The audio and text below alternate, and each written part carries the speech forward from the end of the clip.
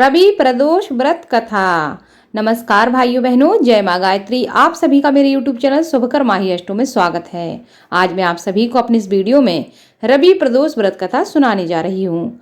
आप सभी से अनुरोध है, अगर आप मेरे चैनल पर पहली बार आए हैं तो प्लीज़ हमारे चैनल को सब्सक्राइब, वीडियो को लाइक और वीडियो को ज़्यादा से ज़्यादा शेयर अवश्य करें, ताकि आपके साथ साथ आपके अपने भी इस कथा का लाभ ले सकें। रविवार के दिन यह व्रत पड़ने के कारण इसे रवि प्रदोष व्रत कहा जाता है। प्रदोष व्रत हर महीने के दोनों पक्षों की त्रयोदशी के दिन रखा जाता है। एक समय की बात है, प्राणियों के हितार्थ परम पावन भागीरथी के तट पर ऋषि समाज द्वारा विशाल गोष्ठी का आयोजन किया गया। इस सभा में व्यास जी के परम शिष्य पुराण वेत्ता सूत जी महाराज हरि कीर्तन करते हुए पधारे। सूत जी को आते हुए देखकर सौनकादि 88,000 ऋषियों मुनियों ने खड़े होकर दंडवत प्रणाम किया। महाज्ञानी सूत जी ने भक्ति भाव से ऋषियों को हृदय से लगाया तथा उन्हें आशीर्वाद प्रदान किया। विद्वान ऋषिगण और सब शिष्य आसनों पर विराजमान हो गए।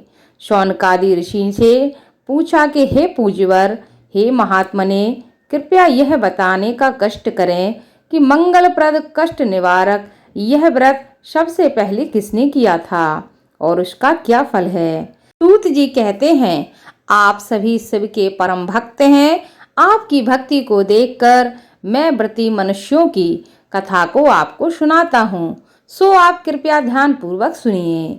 रवि प्रदोष व्रत की कथा के अनुसार एक गांव में अति दीन ब्राह्मण का निवास था। उसकी साध्वी स्त्री प्रदोष का व्रत किया करती थी। उसे एक ही पुत्र रत्न था। एक समय की बात है कि वह पुत्र गंगा स्नान के लिए गया। दुर्भाग्यवश मार्ग में चोरों ने उसे घेर लिया और वे कहने लगे कि हम तुम्हें मारेंगे नहीं, तुम अपने पिता के गुप्त धन के बारे में हमें बता दो। बालक दीन भाव से कहने लगा कि हे बंधुओं, हम अत्यंत दीन और दुखी प्राणी हैं।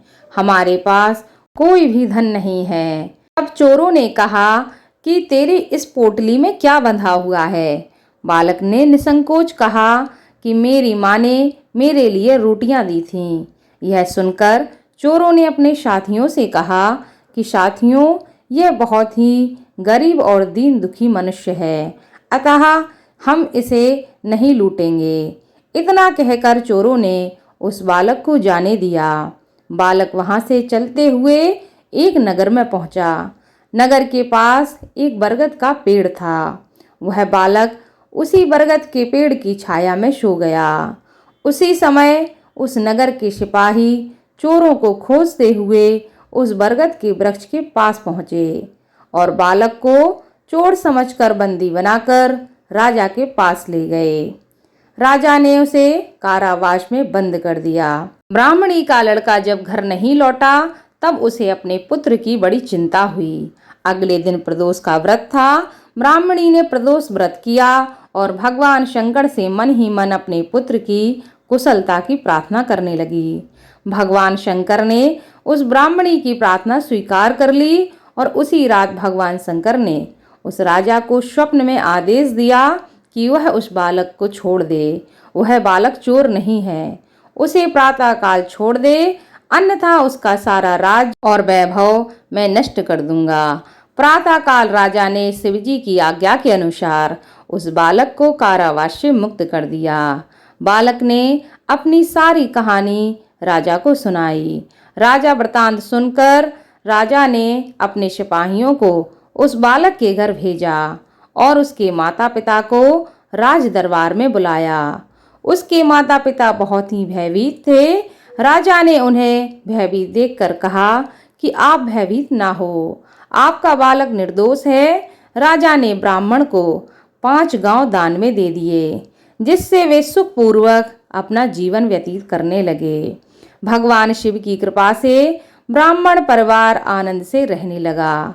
अतः जो मनुष्य रवि प्रदोष व्रत को करता है, उसकी कथा को सुनता है, वह सुखपूर्वक और निरोगी होकर अपना जीवन व्यतीत करता है तथा उसके जीवन में हर प्रकार से खुशहाली आती है। उसके जीवन में दरिद्रता दुख हमेशा दूर रहते हैं।